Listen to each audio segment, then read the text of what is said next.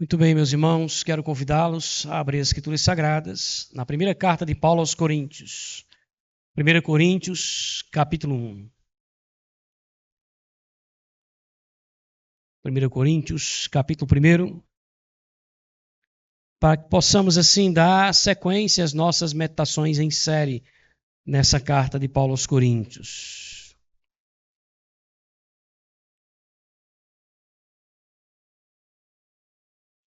Nós vimos em nossa última meditação, última devocional, o apóstolo Paulo abrindo a série de advertências feitas à Igreja de Cristo na cidade de Corinto.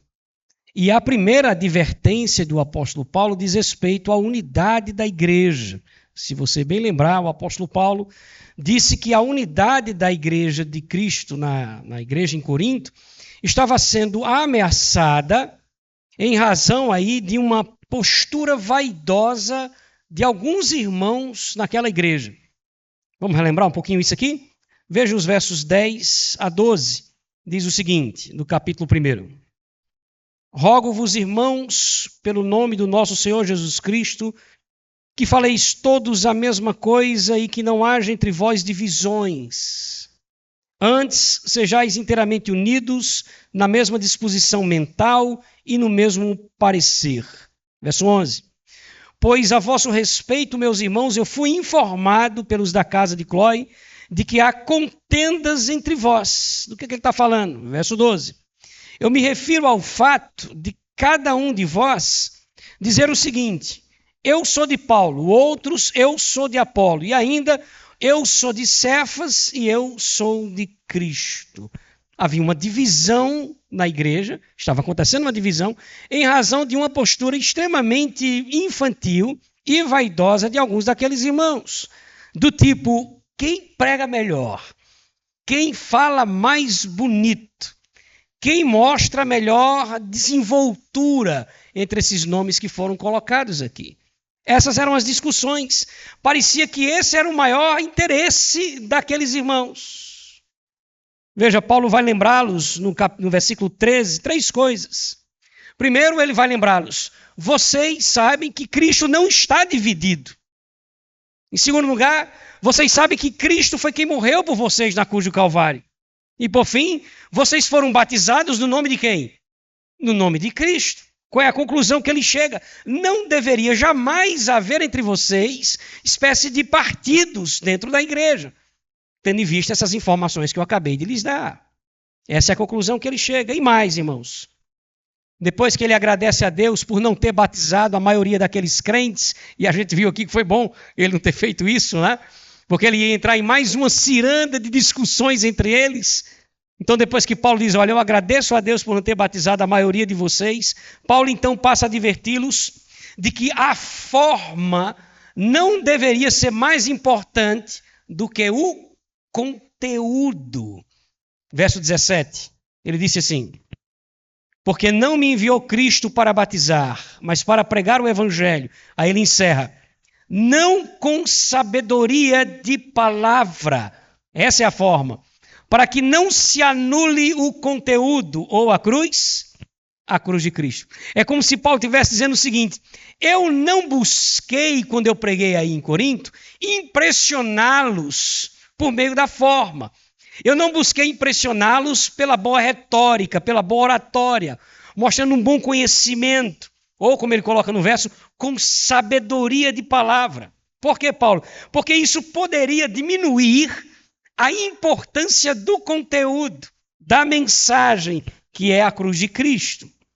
Então veja, o poder da pregação do apóstolo Paulo não estava dentro de sua habilidade com essas retóricas. O poder estava, de fato, na ação de Deus no coração dos seus ouvintes. E é o que Paulo coloca aqui. Poder e a sabedoria de Deus que se revelavam na mensagem do Evangelho, que estava ficando ofuscada, porque os crentes de Corinto estavam mais de olho na maneira, na forma como era apresentada, do que no seu conteúdo. E Paulo disse, olha, Eu não preguei aí tomando uma forma habilidosa. A minha preocupação era o conteúdo, para que a cruz de Cristo, a mensagem da cruz, não fosse ofuscada ou anulada diante de vocês. Por quê, Paulo? Porque essa mensagem, a mensagem da cruz de Cristo, revela o poder e a sabedoria do próprio Deus. A mensagem da cruz é o tema dessa que será a nossa quarta devocional na primeira carta de Paulo aos Coríntios. Nós vamos fazer a leitura do texto em questão, que já fizemos agora há pouco na nossa liturgia, e na sequência, como de praxe, faremos mais uma oração. Vamos fazer novamente a leitura do texto? Acompanhe, por favor, a leitura na sua Bíblia, verso 18 até o versículo 25, diz assim, acompanhe a leitura.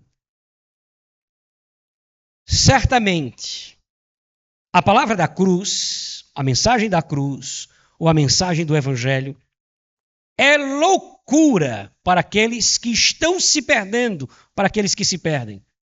Mas para nós que estamos sendo salvos, ou que somos salvos, ela é o poder de Deus. Verso 19.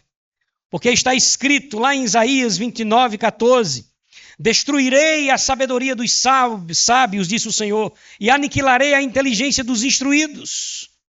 Onde está o sábio? Onde está o escriba? Onde está o inquiridor deste século? Porventura não tornou Deus louca a sabedoria do mundo? Visto como na sabedoria de Deus, o mundo não o conheceu por sua própria sabedoria. Então, aprove a Deus salvar os que creem pela loucura da pregação. Porque tanto os judeus pedem sinais, como os gregos buscam sabedoria. Mas nós pregamos a Cristo crucificado. Ele que é escândalo para os judeus e loucura para os gentios. Mas, atenção, verso 24. Mas para os que foram chamados, tanto em meio aos judeus como em meio aos gentios ou gregos, nós pregamos a Cristo, que é o poder de Deus e a sabedoria de Deus. Concluindo, a loucura de Deus é mais sábia do que os homens e a fraqueza de Deus é mais forte do que os homens. Vamos orar? Pedir a Deus que nos abençoe com a sua devocional essa noite. Querido Senhor, nós estamos diante da Tua palavra e o desafio é não só compreender o texto, mas é, sobretudo, entender o que Tu queres nos dizer por meio dele. Nós rogamos, ó Deus, que Teu Espírito que em nós habita, nos faça entender os recados que serão dados pelo Senhor à nossa alma. Ó Deus, provê que a nossa atenção seja totalmente voltada para a Tua palavra nessa noite. Em nome de Jesus. Amém. Muito bem. Primeira coisa que nós destacamos, e que está aí, inclusive, no seu boletim, para que você possa acompanhar a homilética do sermão, é que a mensagem da cruz, ela revela o poder de Deus. A mensagem da cruz, ela revela o poder de Deus. E eu quero mostrar isso a você. A partir do verso 18. No verso 18 ele diz o seguinte: certamente, a palavra da cruz é loucura para os que se perdem, mas para nós que somos salvos, poder de Deus. Veja, a palavra da cruz, ou a mensagem da cruz, é a mensagem do Evangelho, que mostra Jesus como sendo o Cristo que há muito era esperado pelos homens. Esse Cristo que foi desprezado pelos judeus, que foi morto pelos romanos, mas que enquanto estava na cruz do Calvário, fez isso em nosso lugar, como um plano de Deus para salvar os homens. Em síntese, preste atenção aqui, resumindo, essa é a pregação da cruz. Você entendeu? O que diz a mensagem da cruz? O que ele quer dizer com a palavra da cruz, ou a mensagem do Evangelho? Que Jesus veio a esse mundo e ele era o Messias que estavam sendo aguardado, que ele foi desprezado pelos judeus, mas que foi morto pelos romanos, não é? Mas que na cruz do Calvário ele estava substituindo-nos naquele lugar, cumprindo assim um projeto de Deus na eternidade, um plano de Deus para a salvação dos homens. Essa era a pregação de Paulo. Era isso que ele pregava. É por isso que ele resumia aqui e acolá, dizendo assim: nós pregamos Cristo crucificado. Essa é a nossa mensagem. Que mensagem? A mensagem da cruz. E qual era a reação a essa mensagem? Quando Paulo pregava essa mensagem, quais eram as reações que aconteciam diante disso? A gente viu o texto dizendo, uns olhavam para isso com desdém, olhavam para isso de uma forma diferente. Aqueles que estão se perdendo, Paulo vai dizer aqui, para estes, a mensagem da cruz era o quê para eles? Loucura. Isso é uma fantasia, é uma tolice. Olha o que é que diz o verso 18. Certamente, a palavra da cruz, que é a mensagem do evangelho, é loucura para os que se perdem. Então preste atenção aqui. Aqueles que estão se perdendo, que é de fato o que o texto está dizendo, aqueles que ainda não foram regenerados por Deus, para estes, quando eles escutam a pregação do evangelho, essa pregação parece uma loucura, uma fantasia, algo sem muito significado, sem muita razão. Entretanto, para aqueles que já passaram pela regeneração, aqueles que estão num processo de salvação, para eles essa mesma mensagem, que é loucura para os outros, para eles é a maneira de Deus demonstrar o seu poder na salvação dos homens.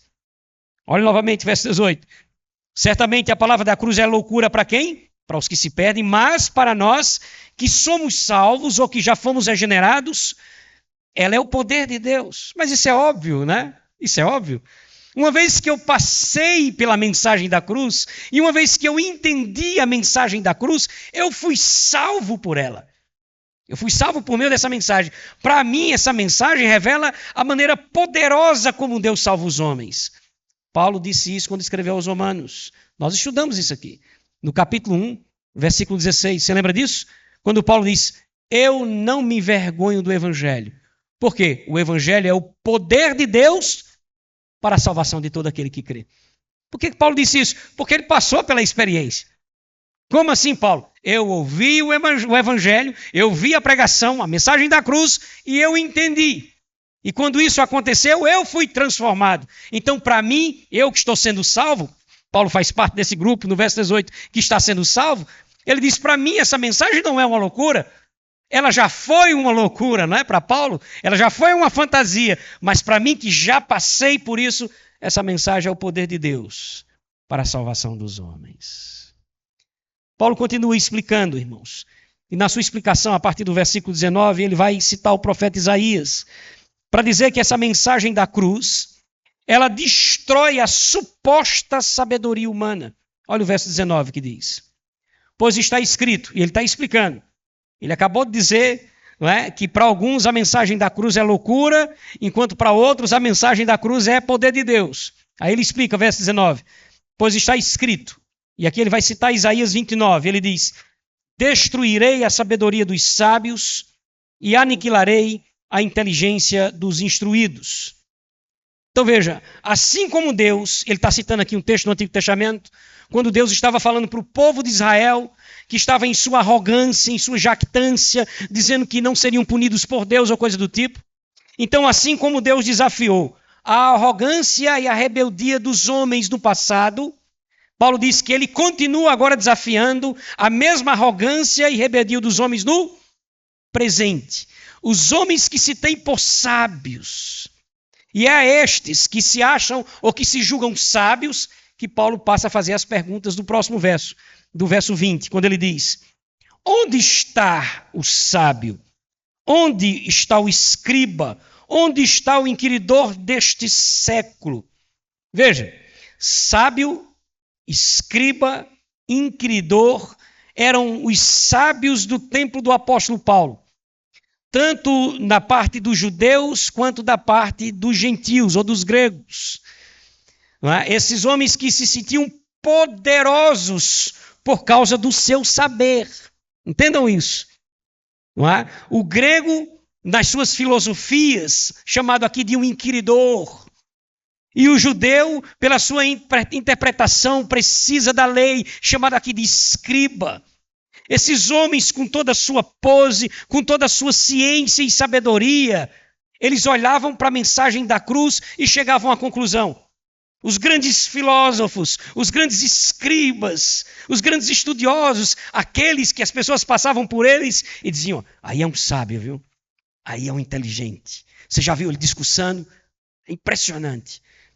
Aí Paulo diz, esses homens escutaram a mensagem da cruz e chegaram à conclusão. Qual foi a conclusão deles? Isso é uma loucura.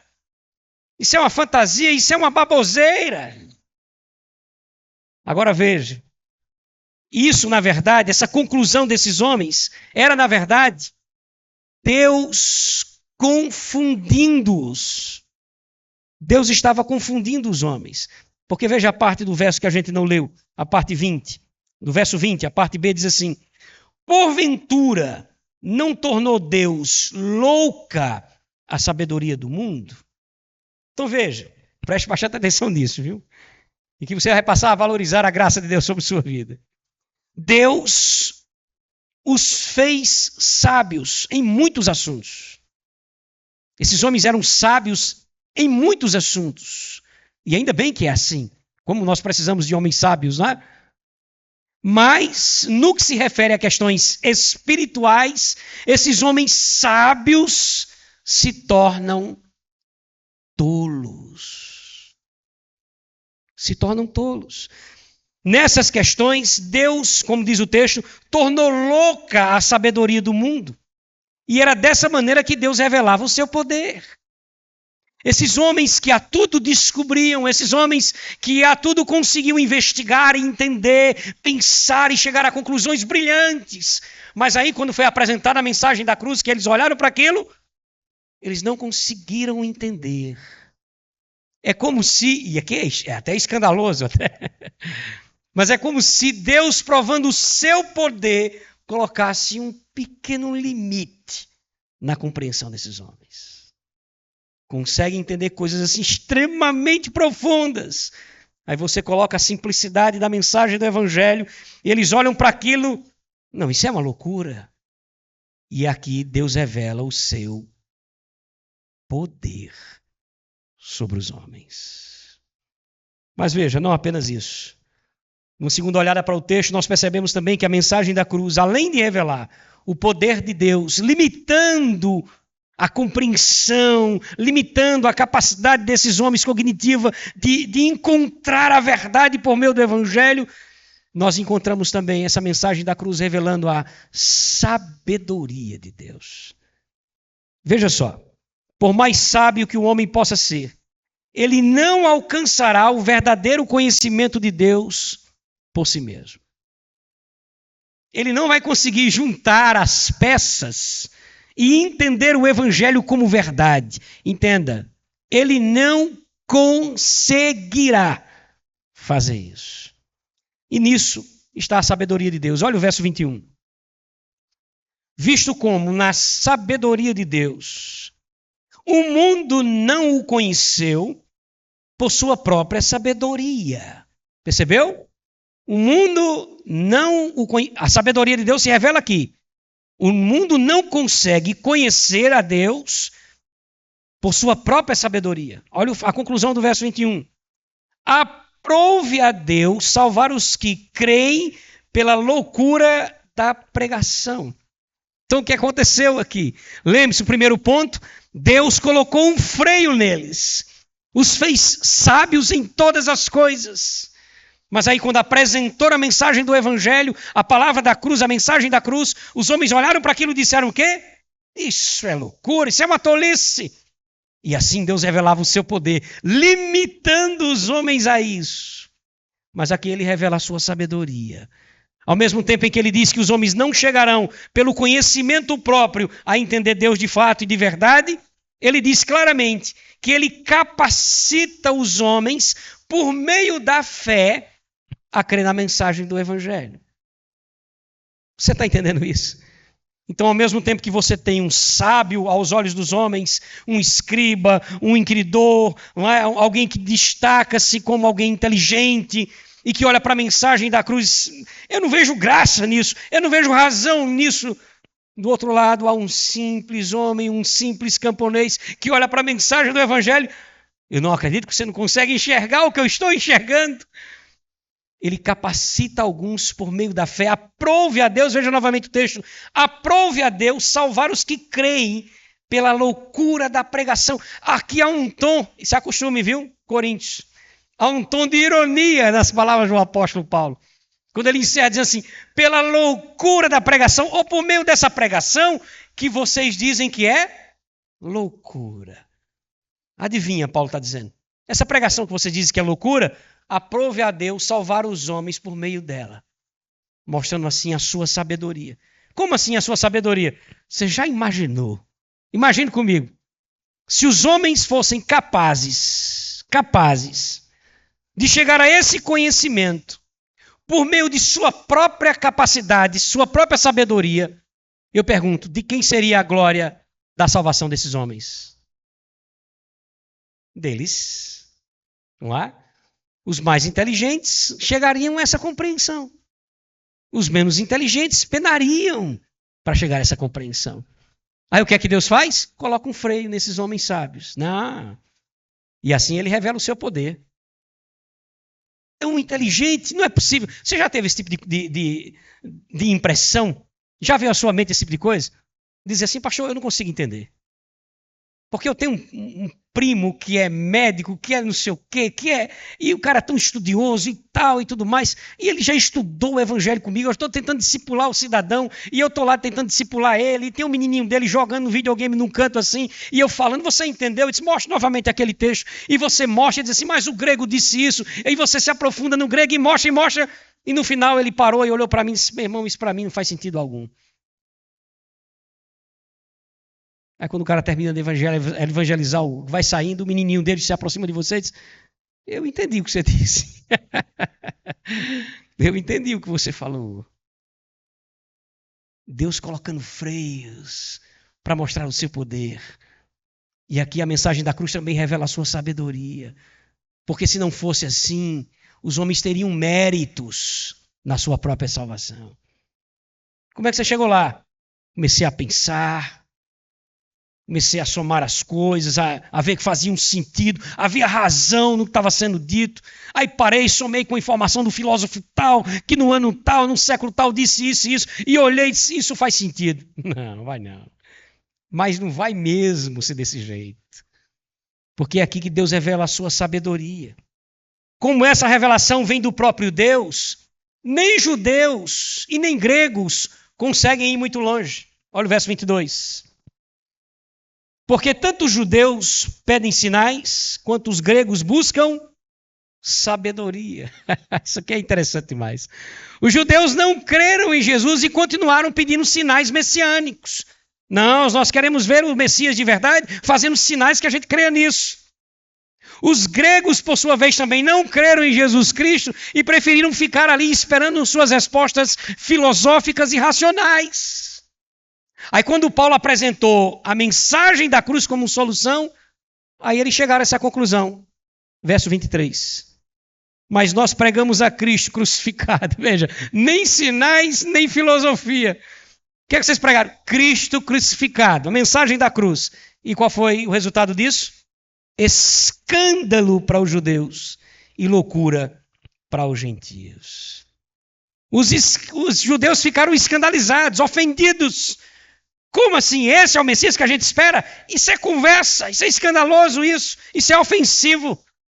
Já os gregos olharam para isso e disseram, esse é o herói que vai salvar vocês numa cruz? Isso é idiotice, isso é loucura. Foi essa a conclusão que eles chegaram. E nisso Deus está mostrando a sua sabedoria. Por quê? Porque mesmo os judeus de um lado e os gentios do outro, desprezando a mensagem da cruz, ainda assim, entre judeus e gentios, havia um grupo, preste atenção nisso, aqui é onde você se encaixa, havia um grupo que Deus havia chamado para entender essa mensagem. Olha o próximo verso, verso 24. Que bom que há um mais, né? Toda vez que aparece uma preposição dessa, a gente se anima, né? Mas, então veja, mas para os que foram chamados, tanto judeus como gregos. Pausa aqui, só para a gente entender aquilo que a gente já entendeu, mas gosta de repetir porque é tão gostoso ouvir isso. Então, judeus e gregos desprezavam a mensagem da cruz. Isso é uma loucura, isso é um escândalo. Mas tinha gente no meio dos dois grupos, a quem Deus havia chamado para crer. Aqueles que foram chamados no meio desses dois grupos, veja o resto. Mas, para os que foram chamados, tanto judeus como gregos, pregamos a Cristo, poder de Deus e sabedoria de Deus. A estes que Deus havia dado a capacidade de crer na mensagem da cruz, como ele disse no versículo 21. Para estes, a mensagem da cruz, que é um escândalo ou loucura para alguns, para eles a mensagem da cruz revela duas coisas. Quais são essas coisas? Poder de Deus e sabedoria de Deus. E aí Paulo conclui, cheio da ironia paulina, no último verso 25. Olha o que é que ele diz. Ele faz um resumo, dizendo o seguinte: porque a loucura de Deus é mais sábia do que os homens, e a fraqueza de Deus é mais forte do que os homens. Que conclusão cheia de ironia, viu? O que é que Paulo está dizendo aqui? A mensagem da cruz, que é vista pelos homens como uma loucura ou como uma fraqueza, é, na verdade, a forma como Deus está salvando os seus. Uma mensagem que revela, de um lado, o seu poder, colocando limites nos sábios. Não, esse cara vai entender a mensagem da cruz, que esse cara é muito inteligente. Ele consegue entender a galáxia. Ele consegue entender e fazer a leitura dos átomos. Mas quando ele é apresentado a mensagem da cruz, isso é loucura. Ele consegue cuspir a matemática de uma forma que você fica impressionado, mas quando você manda somar as informações e entender o evangelho, ele diz, isso é fantasia. E nisso Deus mostra o seu poder, como quem diz, olha, essa sabedoria que eu dei a ele vai até aqui. Mas Deus vai além e revela a sua sabedoria. Porque se ele fosse salvo pela sua compreensão, a glória de sua salvação era dele. Era dele. Mas aí Deus chama no meio desses homens aqueles a quem ele se revela de uma forma especial. Abre os olhos para entender que a mensagem louca da pregação da cruz do Calvário é, na verdade, a revelação do poder e da sabedoria de Deus. E escuta um homem como Paulo, que antes olhava para a pregação da cruz e dizia, isso é uma loucura, esse homem jamais seria o meu Messias. E agora dizia assim, olha, eu não me envergonho do evangelho. Como assim, Paulo? O evangelho é o poder de Deus para a salvação de todo aquele que crê. Isso revela a sabedoria de Deus, irmãos. E aqui eu tenho 4 lições para a gente encerrar a nossa devocional. Primeiro, a mensagem do evangelho sempre causará divisões. Sempre. Veja, para alguns o texto vai dizer, será o poder de Deus. Para outros a mensagem do evangelho será loucura. É uma pena isso, né? Mas isso vai acompanhar os homens até o fim. Às vezes nós pregamos para a salvação de alguns. Outras vezes nós pregamos para a condenação de outros. Vamos relembrar? Verso 18. Certamente, irmãos, a palavra da cruz é loucura para os que se perdem, mas para nós que somos salvos é poder de Deus. É por isso que as nossas crises diante daqueles a quem tentamos convencer, usando o termo que Paulo usou aqui em versos anteriores, persuadir os homens, né? E você fica ali, os de casa. Olha, às vezes eu amo quando Deus nos surpreende. Amo quando Deus nos surpreende. Quando você está pregando o evangelho para pessoas que você diz assim, olha, e você comenta, Renilson, ele está assim, uma beirinha de entender. Ele chora quando eu falo, ele escuta, ele fica, meu Deus, isso é impressionante. E você não consegue ver ele ir além disso. Você entendeu? Eu entendi demais isso aqui, mas você não consegue ver ele além disso.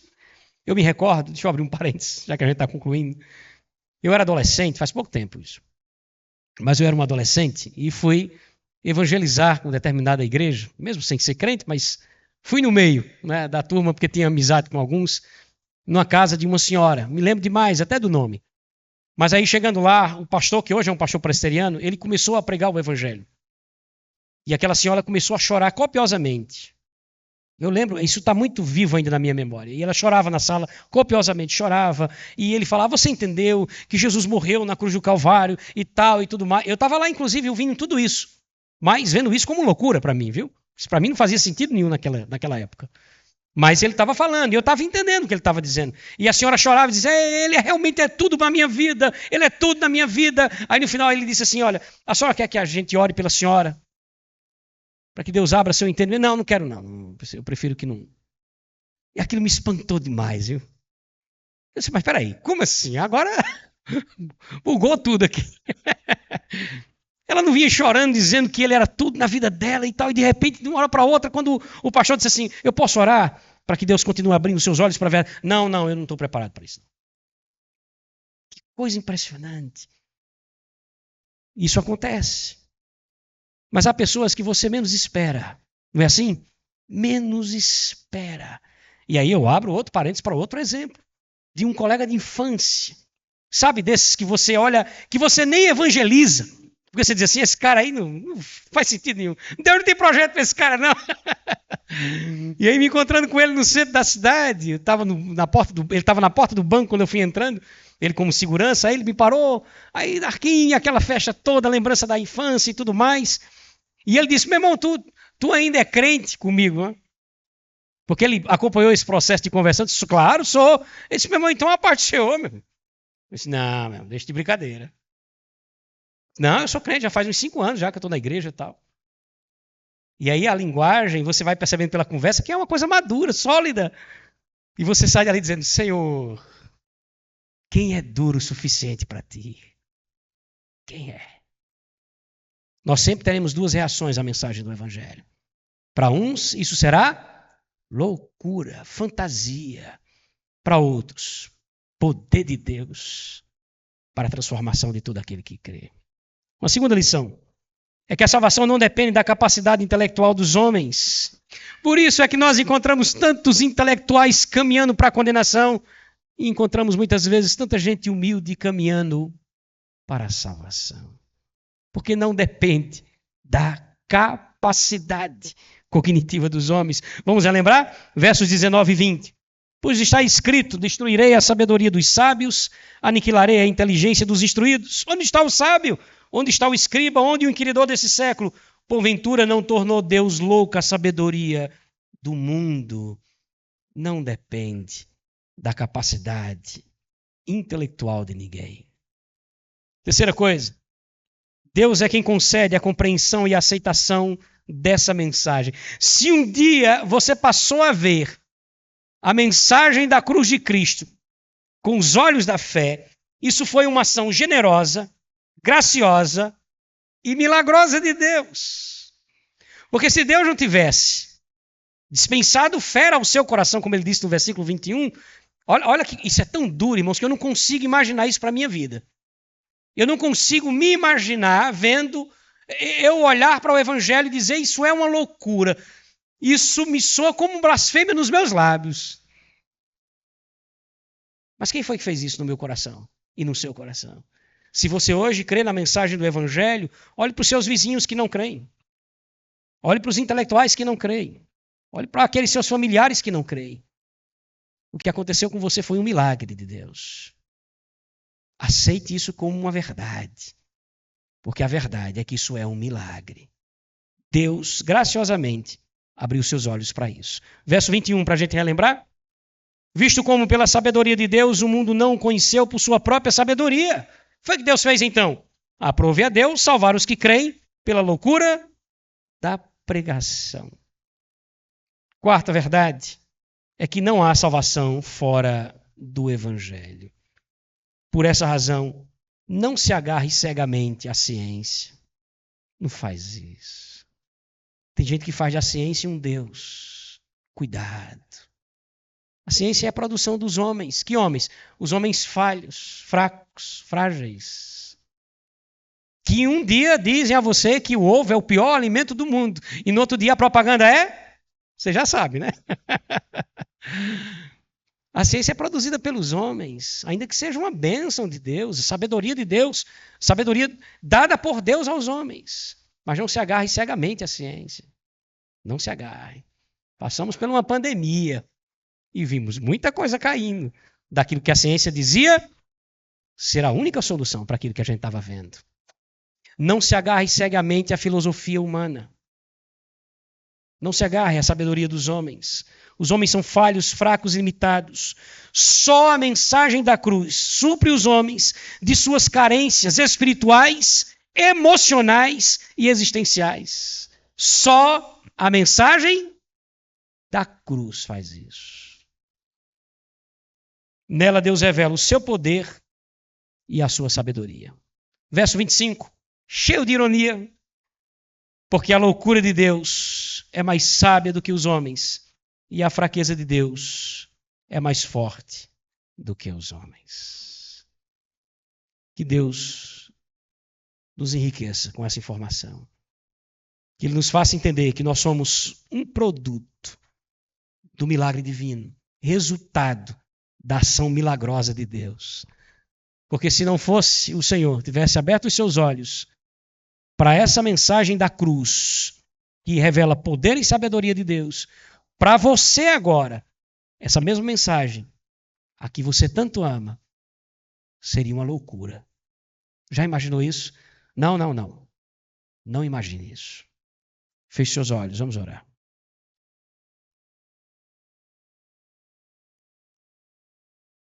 Bondoso Deus, não há como começar essa oração sem dizer exatamente isso. Tu és extremamente bondoso.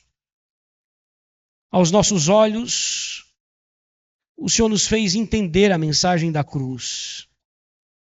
Aquilo que era e poderia continuar sendo loucura para nós, agora é a razão da nossa vida e da nossa alegria.